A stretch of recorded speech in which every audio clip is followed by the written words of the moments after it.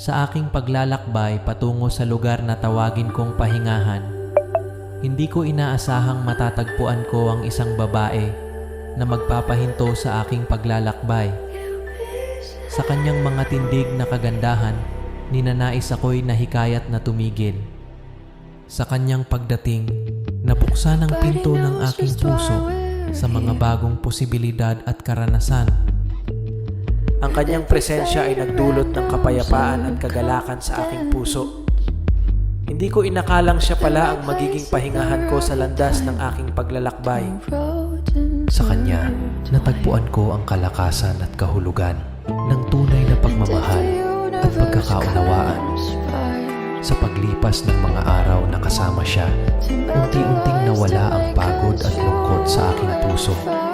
Ang paglalakbay ko patungo sa pahingahan ay nagdulot ng hindi inaasahang pagtigil nang makilala ko ang isang babae na nagbigay sa akin ng kagalakan at kapayapaan.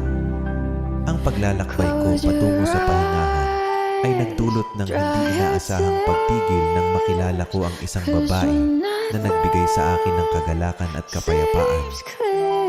At sa pag-unti-unting ko, paglapit sa kanya naramdaman ko ang ninanais kong pahingahan.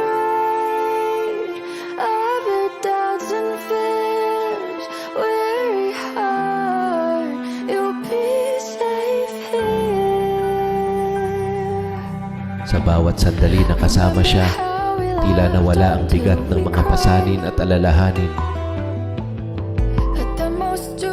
Sa kanyang mga ngiti at mga salita, ako ay nahikayat na tumigil at makipag-usap sa kanya. Ang kanyang presensya ay nagdulot ng kapayapaan at kagalakan sa aking puso. Hindi ko inakalang siya pala ang magiging pahingahan ko sa landas ng aking paglalakbay. Sa pagkakataong ito, natagpo ko na ang tunay na pahingahan ay hindi laging matatagpuan sa mga lugar, kundi minsan ay nasa mga tao rin na nakakasalubong natin sa ating paglalakbay. Ito'y isang paalala na minsan, ang tunay na pahingahan ay nasa mga taong nagbibigay kulay at kahulugan sa ating mga paglalakbay. Ang pagkakataong ito ay nagdulot sa iyo ng malalim na pag-unawa sa kahalagahan ng mga koneksyon at mga sandali ng pakikipag-ugnayan sa iba.